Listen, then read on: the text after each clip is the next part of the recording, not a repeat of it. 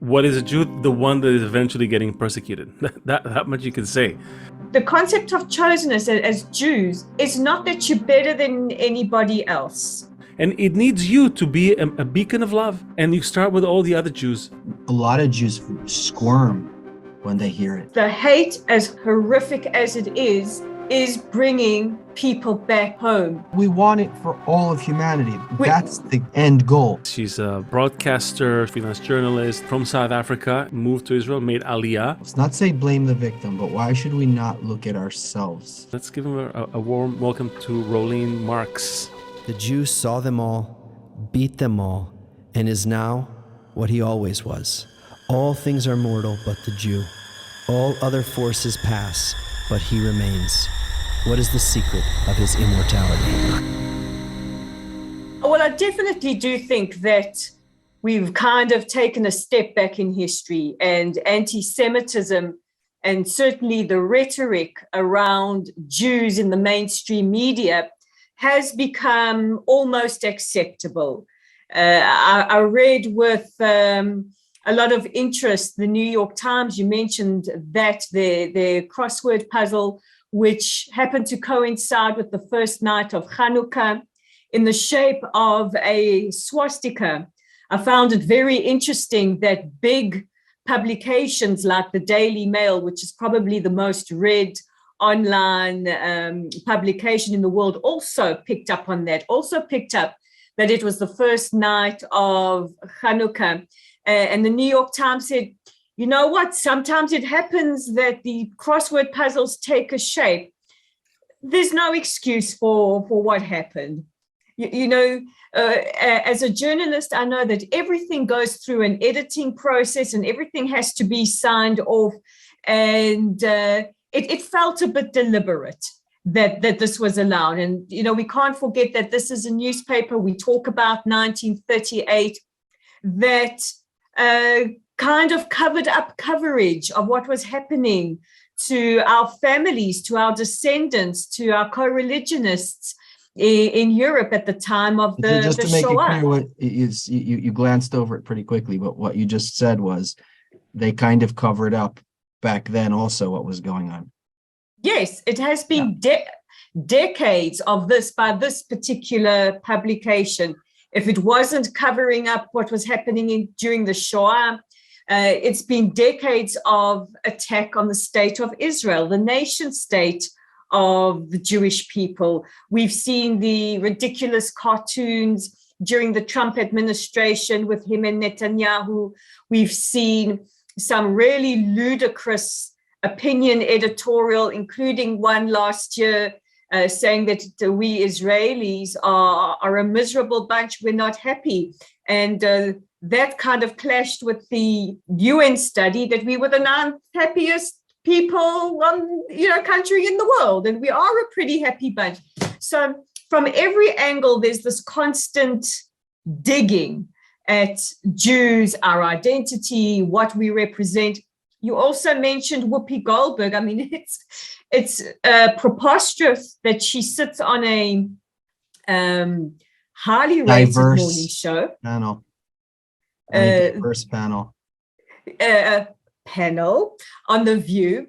And this is a woman who has worked with the Simon Wiesenthal Center. She was the voiceover, one of the voiceover artists for their movie on the liberation of the death camps after the Shoah. There's no excuse for not knowing her Holocaust history.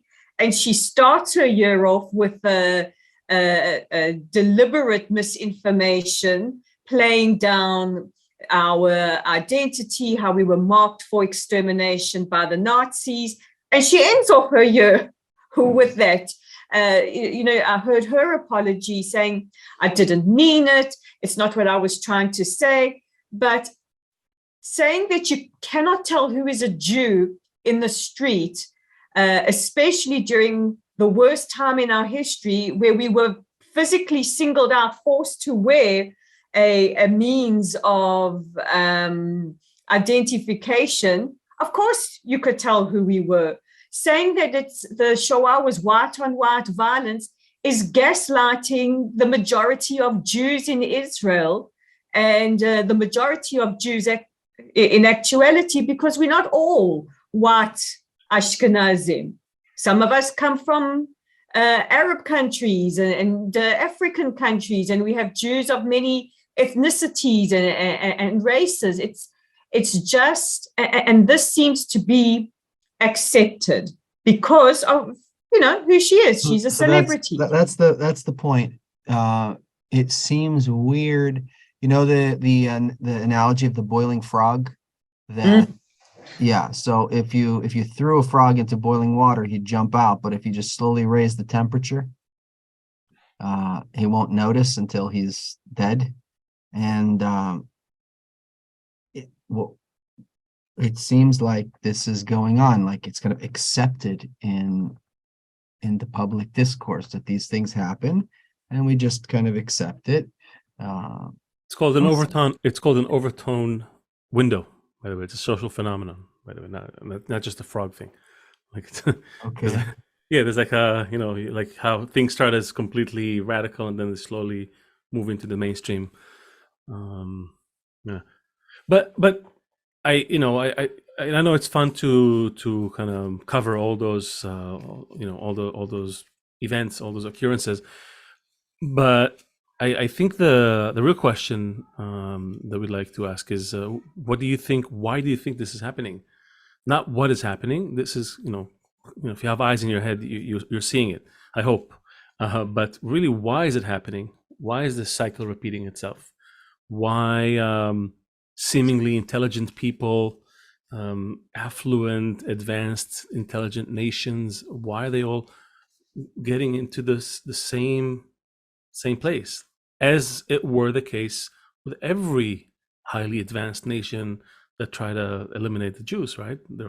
It always happened in the most advanced places, among the most intelligent people. Why is that, you think?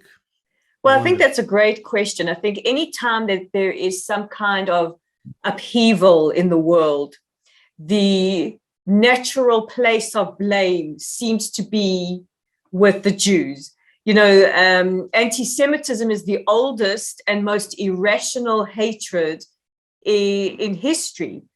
You know, they hate us because we're capitalists. They hate us because we're communists. They hate us because we assimilate.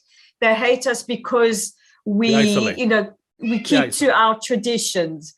You might hear some very enthusiastic interruptions coming from my cat.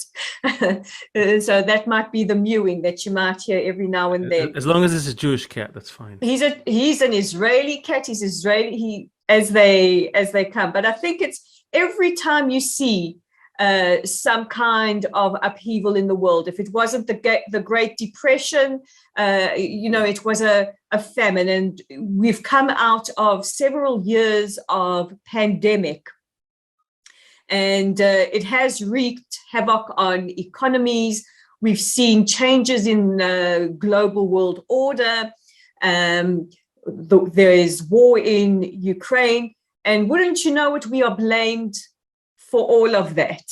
I know many people like to say, we just need to educate about the Holocaust, and people will understand what anti-Semitism is. And I think Holocaust education is a part and a vital part of educating about, what happens when this kind of hatred, and any hatred, goes unchecked. But there is a fundamental lack of understanding about who Jews are. Where do we come from? What do we believe in? What are our traditions? I find it absolutely astonishing that in the United States you have May, which is Jewish History Month, and I don't see any activities taking place around that to try and educate people about who we are. And I think what we have now would that work? Because my kids have Black History Month in school. Anyway, I think it's maybe that's different because all of the sports stars and rap artists are Black, and I think the kids look up to that.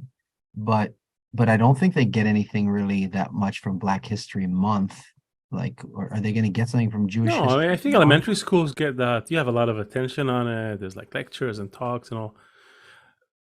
I mean, But I think there's a consciousness about racism against people of color, which is very important. But there's no consciousness about hatred against Jewish people. Isn't it weird also that we live in this time where, like, you should accept if someone wants to dress as an animal and say they're a furry, if someone wants to change their gender, if someone we need to accept everyone, except when it comes to the Jews, there's something very strange that we no acceptance there. So the question is again, no, I'm sorry, not again. For the first time, I will ask you, can you define what is a Jew? If an alien came from outer space and asked. Well, first of all, if an alien came from outer space, I'm hoping there would be a Chabad established there very quickly to start with some good Jewish outreach. Right. I think this is where we come into conflicts with people, because are we a race? Yes and no. We are many races and we are one race. Are we just a religion? We're not just a religion, because there's so many different moving parts to our religion. Are we an ethnicity? Yes and no, because we come from many different parts of the world when we were exiled to many parts of the world. So we look very, very different. Maybe we are a combination of all those things. We're an ideology, as we were saying before we started recording. We are a religion because we do have a system of religious values and observances and traditions. Are we a people? Very definitely so. We are joined together through the chains of generations. Are we an ethnicity? Yes, we are an ethnicity, and the emblem of that is our nation state of Israel, where we all come from before sounds like we're a little bit of everything. We're a little bit of everything. A little bit of everything. Everything from humanity, and put it into one small place in the middle of the Middle East. That seems like what we would be, what it is. But and maybe that's why we are so hard to define. Well, because that's not an identifier. It's just saying, hey, we're this and that and this and that. That's fine, but it's not an identifier. It's not a definitive identifier. What we found, you could say definitely, is that Jews are, what is a Jew? The one that is eventually getting persecuted. that much you could say. But that is not a definition. It's a definition by negation. But when we looked back into history and into Jewish text, not religion, not the religious part of it, but the text, that the more inner part of the Jewish body of work, they all point to that ideal of love. Love your friend as yourself. That's the great rule of the Torah. Rabbi Akiva said that's the rule. That's a great rule. Rule is in Hebrew klal, right? It's the thing that encompasses everything. So all the other little things should add up to, or be part of, or fall under this banner of love. That's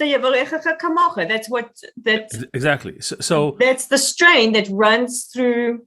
Look, we don't always get it right. Well, but we're not. When we're not practicing it, you can tell quite clearly that something is not working for us.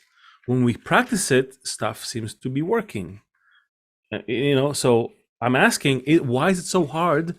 I'm kind of going a step forward. Why is it so hard for us, Jews, first, forget the rest of the world, why is it so hard for us to accept that maybe that's what makes us a nation? That's our definition. Those people who commit to that, no matter what their religion is, their race, their ethnicity, where they live, nationality, doesn't matter. If you're committed to loving the other as yourself, more than yourself, above the differences, above the friction, you're a Jew. Why is it such an outlandish concept? Because I think we also have to take into account we're humans, and we have human nature, And Okay. human nature is made up of all different kinds of components, some of them good and some of them not so good. Okay. There is a brilliant article in Tablet magazine written by Howard Jacobson, and he writes his tribute to Her Late Majesty, the Queen. And he speaks about what she meant to British Jews, and he explains it through the prism of chosenness, and how out of all minorities, the Jewish community always pray in Shul, Beit Knesset synagogue on a Saturday for the well-being of the royal family, because when they are well, the Jewish community is well. And he explains through the concept of chosenness. He says that the concept of chosenness as Jews is not that you're better than anybody else. He says the concept of chosenness is that you don't seek to be better than anybody else. You keep to your set of values and morals. That is your service. It's very clever how he explained it. He says, that is your service. And she Chosen to was serve. You serve, and she was emblematic of that. She didn't seek celebrity. She didn't seek approval. She didn't seek for people to love her. She sought to serve. And he says that is why, for him as a British Jew, this is why, his community felt if she was okay, if her family are okay, because their chosenness is duty. He says it's like Jews, our chosenness. So I think that the chosenness is a point, that a lot of Jews squirm when they hear it, because today, yeah. Just I'm not special. Just treat me like everyone else. I don't want to be chosen. Don't single me out. But to turn it on its head and say chosen means chosen to serve everyone. Well, then I think on the other hand, people would say, well, how can I love everyone else? I don't even love myself, or I don't even have enough for me. How can I take care of anyone else? But this may be the beginning of getting to something.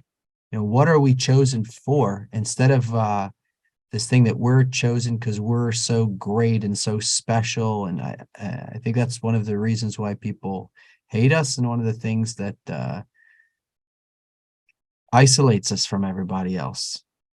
I think because also people look at it through a 21st century angle. They think, well, if you're chosen, then it must be you think you're better than everybody else. But they don't understand that the concept of chosenness means we are chosen to live along service to a concept of morals and values. It doesn't mean we're better than anybody else. Right. And it goes back to your comments about we have to accept everybody. If you want to dress as an animal, if you want to identify as a tree, if you want to change your gender, we have to be accepting of people's differences and tolerate people's differences, but there is no space for our differences. And there's a wonderful book written by David Badiel. He's a comedian. He talks about how Jews don't count. The concept that people have of us, and Seth, you mentioned, for your children, when it comes to Black History Month, they see these incredible athletes, something to aspire to. Because we don't fit into any box, people don't understand quite how to understand us. We fit in everywhere. We are captains of industry, and we are people who really, really struggle to pay our bills every month. We're capitalists, we're communists, we are religious, we are secular. And I think people really grapple because we're so undefinable to so many people. and they go back to the concept of chosenness, and they say, well, it's okay to hate them because they think they're better than us. Okay, so you made a good case for being chosen to serve. Let's say that this would be our definition, not the other things which are contradictions. Let's unite around this one thing, this quality. How realistic it is to now get all the Jews to start serving the world by being an example of how to be good humans, how to care for others. I mean, can you think of a way to tell this to 15 million Jews who live around the world that this is what they should start doing?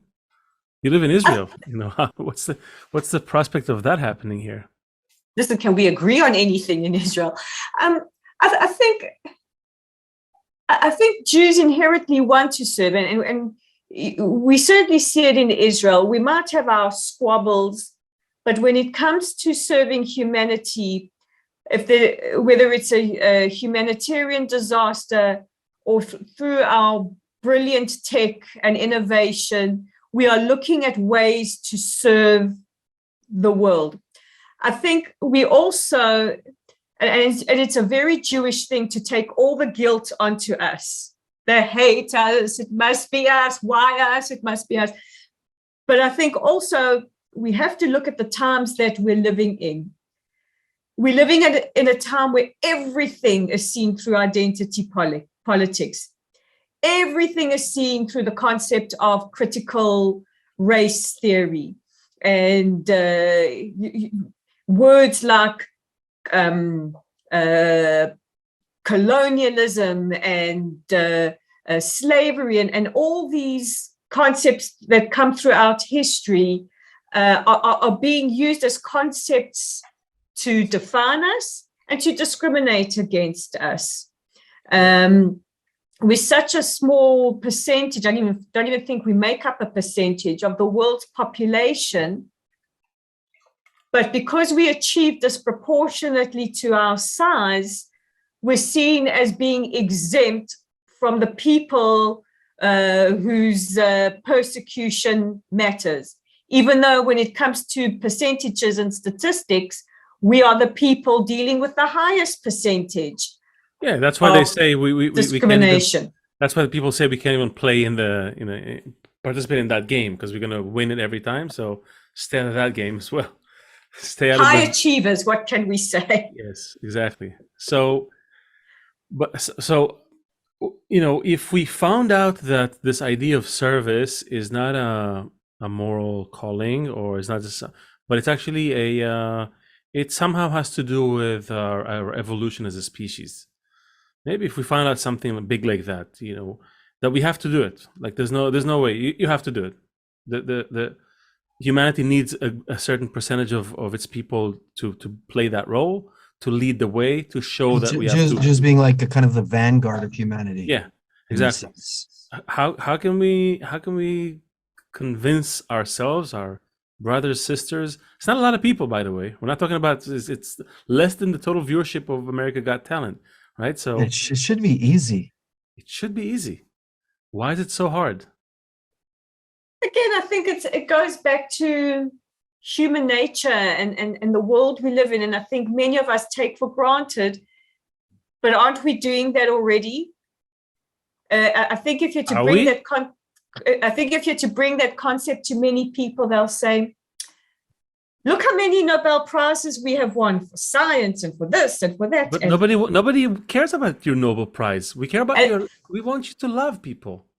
And look at look at Israel and Israel's achieving their, I think we go with the greatest of intentions, but not everybody is that willing to be loved by us. But is it really just a matter of critical thinking? Like if we made a wonderful infographic and we showed the world that we're just 0.2% of the population, and we won more Nobel Prizes, and every time there's an earthquake in Haiti, or a volcano erupts somewhere, we're opening up a hospital, and and we made a beautiful infographic, and we explained to the world how wonderful we are and how we're not trying to, is it enough? Is just to can we use critical thinking to solidify what we're talking about? I think we do that already. We do try and explain ourselves as best we can. But again, I think we're going back to anti-Semitism, a concept that is completely irrational. It's a completely irrational hatred. But is it an emotional hatred, you would agree? I think it's a hatred made up of many components.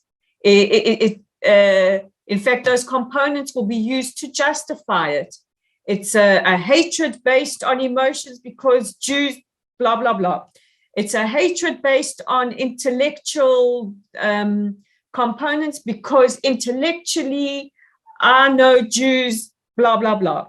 It's a religious component because you don't believe what we believe, and the accusations of deicide.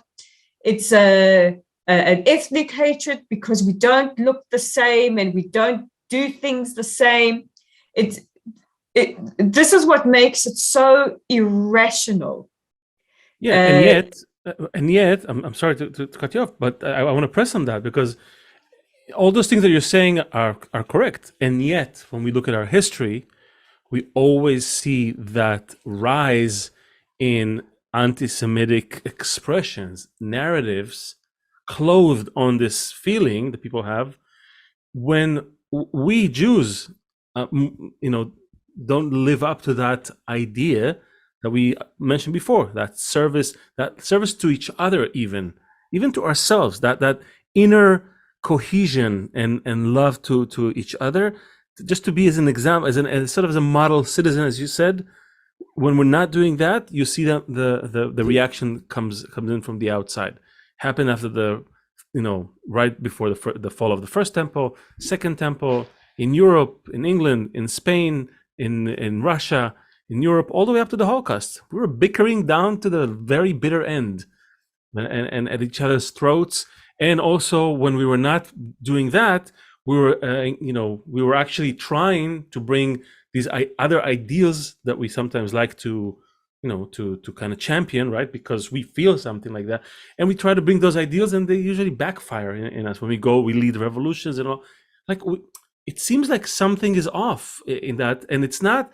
Even though, as you said, it's an irrational hatred, but it's a reactionary. It reacts to something. That's what we're trying to say, basically. Nothing happens out of nothing, right? I mean, everything is a reaction to something. That's how nature works. So,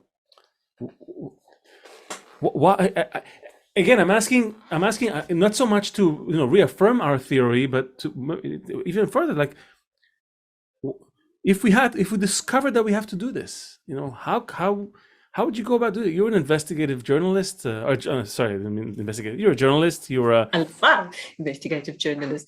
Maybe you want to investigate that. But how would you go about, getting Jews on that train? Let's say we proved it. You can't say that, Leo. Come on, you can't say that. Well, I'm sorry. I think we've got to be very, very careful. I think we've got to be very careful that we don't blame the victim, and it's such a Jewish thing. They're doing this to us. It must be us. It must be something we are doing. Tell me what I'm doing. What am I doing? But why should we? Why should we not look at ourselves? Not say blame the victim, but why should we not look at ourselves first? I think we always are looking at ourselves. You can't change the world, right? You can't change a country. You can't change a city. You can't change a neighborhood. It's hard to get everyone in your building to agree on something, but you can change yourself. And that's what we're after.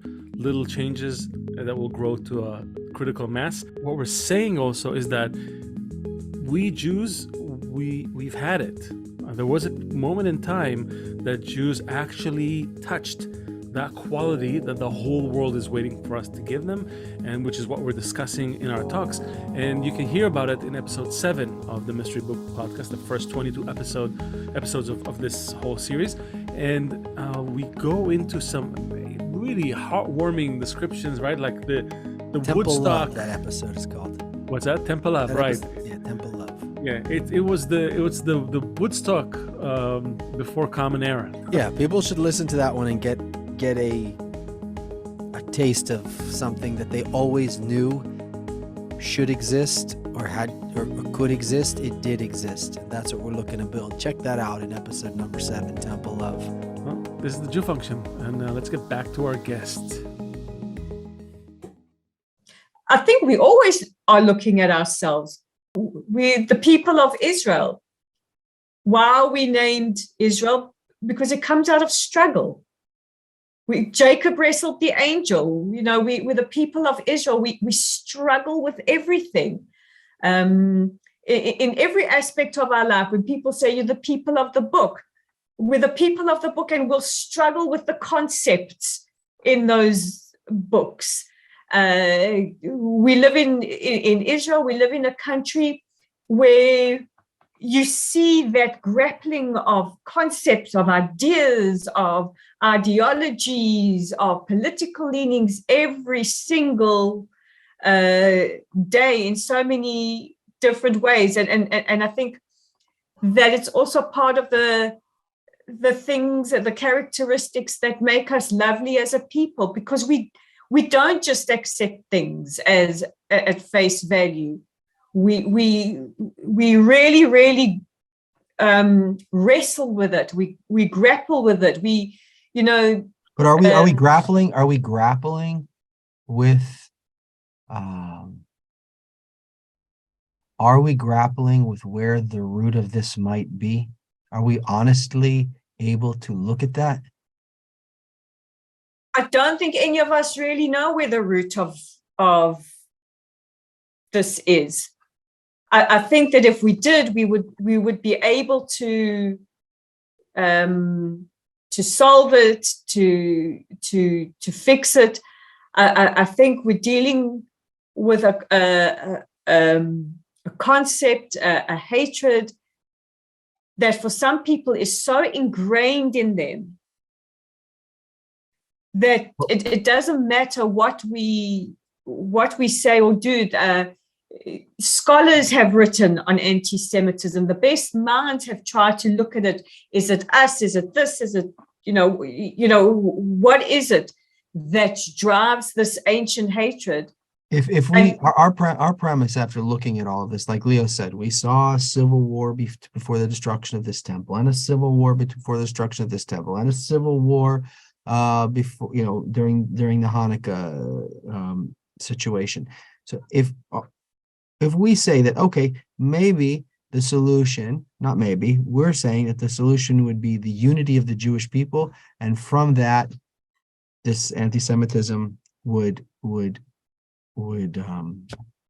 go away. But is it then possible that some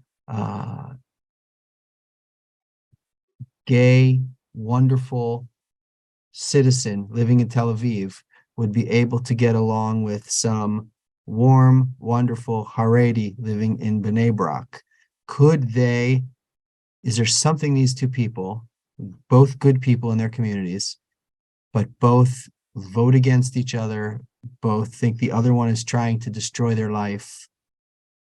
Is there something that, you got black Jews, you got, like you were saying before, you can't pin us down. You got right wing, you got left wing, you got communists, you got capitalists, you got black ones, you got white ones, gay ones and straight ones.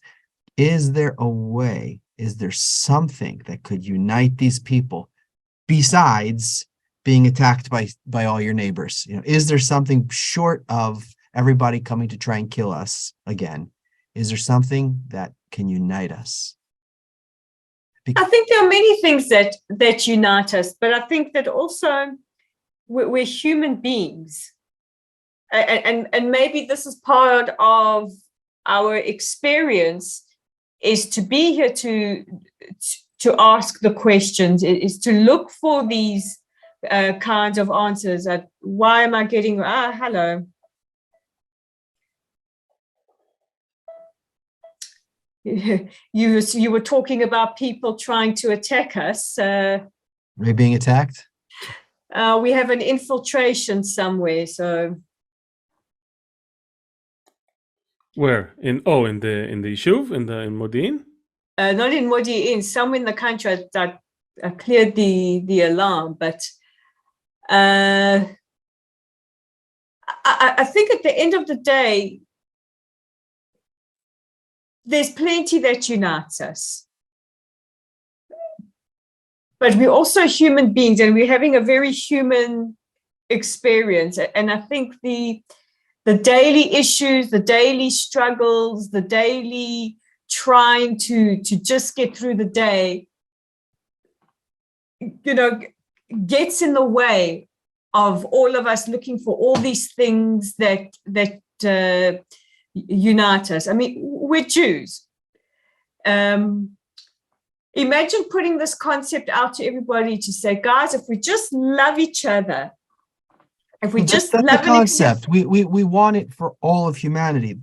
That's the end goal. The point is, we're going to start with us. We're going to start with us. Start with this tiny little group who anyway comes from Abraham's tent. I mean, the whole concept was bring these people together, the 12 tribes, the people from all over, who Abraham brought together, bring all these different people together, all these different kinds of people, and find a way to unite us. Like, can we be that vanguard of humanity? And how today, with paying the mortgage or the rent and rising food costs and difficult conditions to live in, how can we do it? How can all of these Jews, not that many of us actually, and actually probably we even need even a smaller amount just to start and build some momentum. What can we unite around above our differences? Because we're not. I mean, you say, and again, I think this is really the heart of our conversation, because I can feel that you're bringing this kind of rounder approach. We are united around certain things, and we have human nature, all true things. But we're saying, listen, we have to do it. We're scared. We're nervous of if we don't put the step on the pedal, we're going to end up once again in a bad situation like we were 100 years ago. Right. So I'd rather say we're not united. I go out I drove on the road today. I was scared. There were moments I felt afraid driving in my own country, surrounded by people who are supposed to be my brothers and sisters. No, hell no, I didn't feel that. So no one can tell me that we're united. We live in one country. That's not unity. Far from it. But there were actually, if you talk to people who are 1 or 2 generations older, they still have memories of this feeling of camaraderie, which was the result of this terrible disaster of the Holocaust. But for a moment, there was a brief sense of like, oh, we're all share the same thing. We have to care for each other. The minute that that pressure from the outside lifts, screw you, I'm going my own way. What if we discover that because of that, we have this, as you said, disproportionate influence on the world? What if we have to influence the world with that as well? Not with Nobel Prizes and other things, which is great, but with just this quality of love. You of all people, and I'm saying it to you, Rolene, you specifically right now, forget about everyone else. You are looked at as someone who has to bring this quality to the world because you have this disproportionate influence on humanity. Whatever you do, it influences the world more than someone else. For whatever reason, you didn't choose to do it.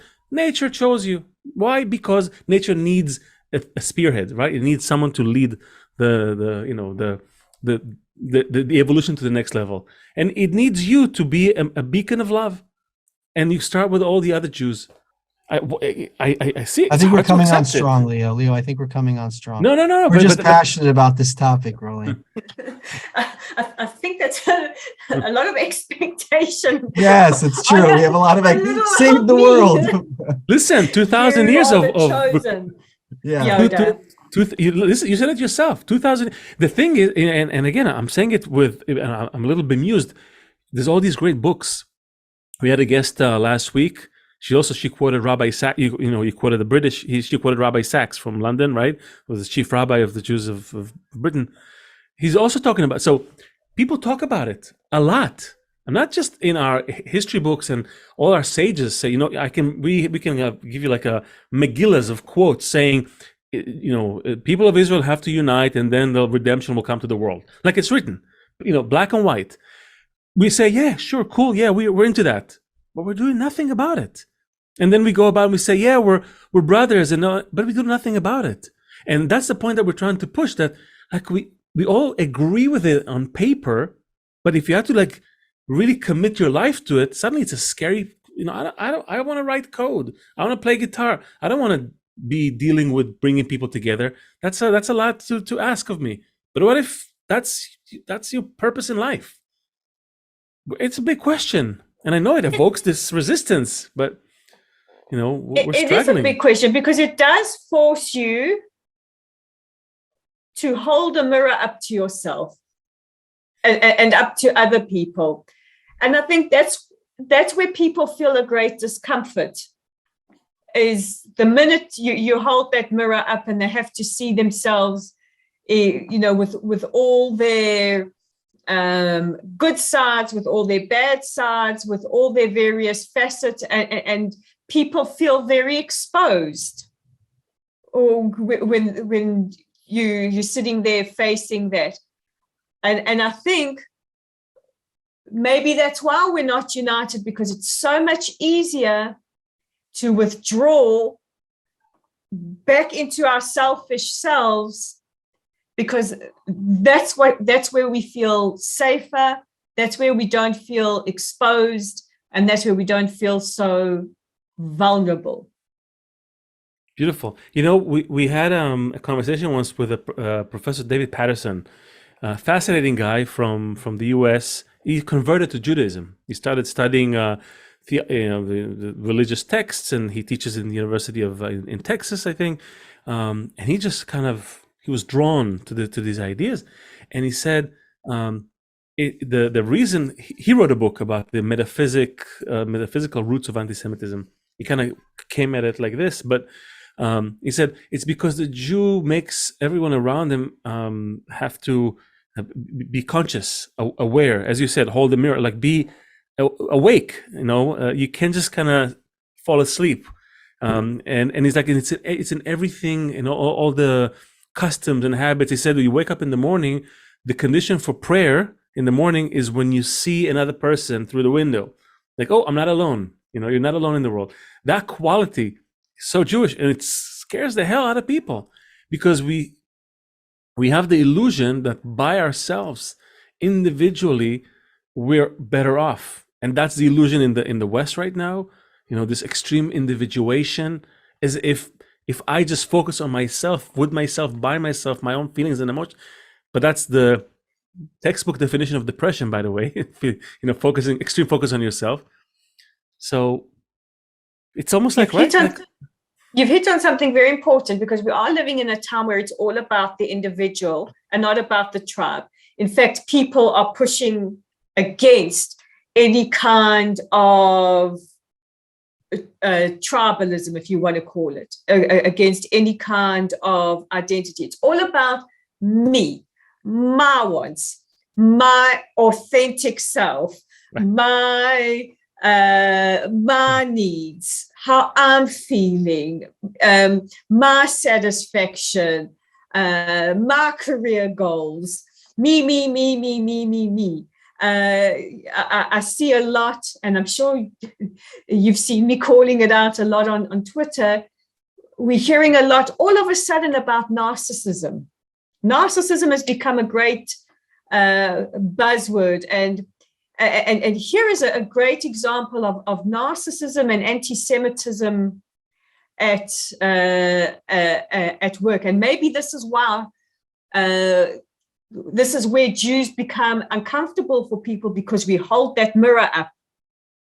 A Jewish journalist for a left, or considered left-wing magazine or publication called Politico, wrote an article about people who she considers narcissists. And she had some people there that we all know are narcissists, and we had some people there that many of us suspect are narcissists, but other people seem to think are wonderful. And it triggered a response around one particular person, being grouped in this tribe of narcissists, triggered this person's particular followers. And instead of saying, we disagree with you politely, we don't think that this person's a narcissist because from our perspective, we see that she is whatever. As it happens, I'm not a great fan of this person. The response from many was to attack the journalist, whose name is Jessica Weiss, to the point where they were using imagery from the Holocaust to say, I don't think anyone else is doing what we're doing. And yeah, and that's exactly it. Nobody can comprehend what we're talking about. Who would even say that anti-Semites have anything valuable to say without saying we're anti-Semitic or we're self-hating Jews? But there's something that everybody's missing in this whole picture. And the reason why the solution is so close is because we're not waiting for anyone else to change. We're not waiting for the laws to be enacted. We're not waiting for a new politician to get elected. The answer is way closer than everybody thinks. Like us, hit the bell thing on the YouTube so you can get a notification when a new episode is up. Well, this is the Jew function, and let's get back to our guest. Imagery from the Holocaust to say, Jews, never forget what could happen to you. In other words, this is a warning. Wow. Yeah, I got active, and many people got active, and we got some of these people banned on Twitter. Politico had to pull down the article. The response has been that these people are still demanding an apology for her for including this particular person in this group of narcissists. They're demanding an apology from her, but there's no acknowledgement. Yeah, she puts her on that list. Wow. But there's no acknowledgement that you've put this person who wrote this in possible danger. You've made her a target for people to hate her. And second of all, article wasn't even that bad. It basically said, we're sure you mean well, but really, you're full of yourself, and people are getting a little bit sick and tired of hearing about that. Right. You know, the what we saw is that because we, and then again, this is kind of a little hard to wrap your head around, but I think it's a feeling that a lot of, especially Jewish people, and not only those identified as Jews, but even other people who may not be identified as Jews, but there are people who would feel that, and to us, it means that they're somehow related to this ideal, to this group of people, because we have this memory of being in this extreme connection between us at our inception, when we emerged as a people, right? Our whole being, if you remember that moment, that story around Mount Sinai, right? To be as one man in one heart. This is no, they could have described many other things, but it's that particular quality that they pointed out. In order to receive the Torah, they had to be as one man with one heart. Exactly. No sinat chinam. Exactly. Well, that's later for the temple, right? So these ideals they keep coming up, and then you see that this group of people, as it kind of evolved and then fell from this ideal and spread among the nations, you have these people with a very very sensitive, very perceptive, with almost a three-dimensional ability to see through people, through groups of people, through systems, and you see them doing a very good job at analyzing complex patterns of behavior, whether they are in media, in psychology, writing about these things. It's almost like a talent. Nobody kind of says, how do how do you arrive at those things? What made you think up of a Sigmund social Freud, Mark network? Zuckerberg, Right. Albert Like, Einstein. Yeah, it's endless. what made you make these particular connections? They won't be able to explain it to you. They won't be able to explain to you, but we suspect, and again, we see support for that because we were trained to be, these connectors in the network, these hubs, it gives you this intuitive ability to see it. It's almost like, you have this leg up on everyone else. Now, how are you going to use it? How are you really going to, bring additional cohesion to the network, or just exist alongside everyone else, where maybe they're dying to also have this connection to the network, or to be part of that. And I really think that we need to use that to bring additional cohesion, not just to look at things and then almost like, use it or not, profit off of it or not, but just as like a hobby. But really, Rolene, have you found anything that you write that you get support from both sides of the playing field? Yes, I was actually just about to say to you, when we look at anti-Semitism, as horrible as it is, also works as a great unifier of Jews. true. And I've seen some really moving examples over the last week as we celebrate Hanukkah.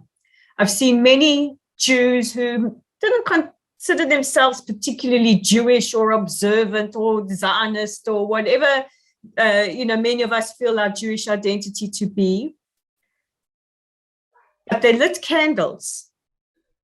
They lit candles for Hanukkah because the concept of bringing light in the world triggered something deep inside of them and spoke to their souls. Now, when I see people like this, I pounce on them immediately with a hug and, come into the tribe. We're waiting to hug you, to welcome you back home. And I noticed a lot of them saying, there's so much anti-Semitism in the world. It made me want to find that part of me. I read an article today by another Brit who said, I've never wanted to speak about my Jewish identity. It comes from my father. And, technically I'm not Jewish because it's matrilineal. And my father was very conscious coming out of the war of what happens to Jews when they're so noticeable. She says, but because of anti-Semitism, I feel the need to learn about that part of my identity and speak about it. So even though I celebrate Christmas, this year I'm going to light Hanukkah candles.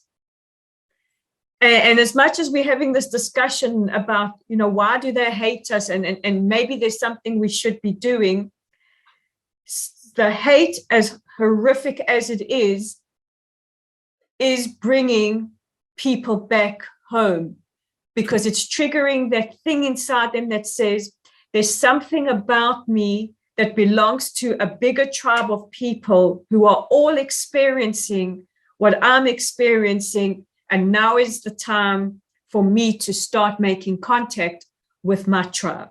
And it's beautiful. And all we're saying is, let's run ahead of that steamroller of anti-Semitism. Let's do it. Don't wait. Let's not wait Beautiful. for this hatred. Let's lead the pack. Let's run ahead. I think we could do it, Rolene. You could. Well, it's when we talk about light and we talk about how one light can transform the darkness. So here we have three lights. Another interesting aspect about light is that you can light as many candles from one candle and it doesn't diminish the light of that candle, right? So there's no shortage of, all the signs are pointing to that. Yeah, I'm super inspired by this last point. I feel like the energy in the room changed too between all of us. That there's some hope in this. Oh, I really wish you a lot of luck on social media, that you can keep being a powerful force and Thank you. and helping. But so are you. Just on the fact that you're holding a space for us to have these conversations is bringing light, is waking people up, is unifying people, is helping people find their identity. We hope The so. fact that you're on social media, which is where especially the young and the marginalized are, Right. you're giving hope to them. So the fact that we are having conversations in a sacred space, it does, and we've changed the energy, that energy goes out and ripples. Can I ask you before we close to read this quote from it's from a book called Ma'or Vashemesh. He was a great sage, a Kabbalist, and he wrote these words a few centuries ago, almost 300 years ago. Maybe you could read them. I think they're really inspiring. I put them in the chat. The prime defense against calamity is love and unity. When there are love, unity, and friendship between each other in Israel, no calamity can come over them. If there is bonding among them and no separation of hearts, they have peace and quiet, and all the curses and suffering are removed by that unity. Oh, I got chills, like warm feeling all over. Good. Nice. Well, Thank you, Rolene. Really thank you. appreciate Thank you. entering our circle, and yes. hopefully we'll see you again. It's such a privilege to be here. You've really given my brain quite a workout. Nice. That's what it's about. It's a good workout, and we'll obviously put links to all your stuff. I'll get in touch with you afterwards. Put links to all your stuff on our The description. on our channel, and I want to thank everyone who's watching. Obviously, to like, comment, subscribe, share, turn on the bell. Anything. I mean, these are as you said, very important conversations to have. I think that's how it starts. And so we're inviting everyone to just tune in and to spread the word about the function of the Jews. I think this is a good function to have in humanity. We are the Jew function, and we're going to be here next time. Thank you so much, Rolene. Thank you, guys. Bye-bye.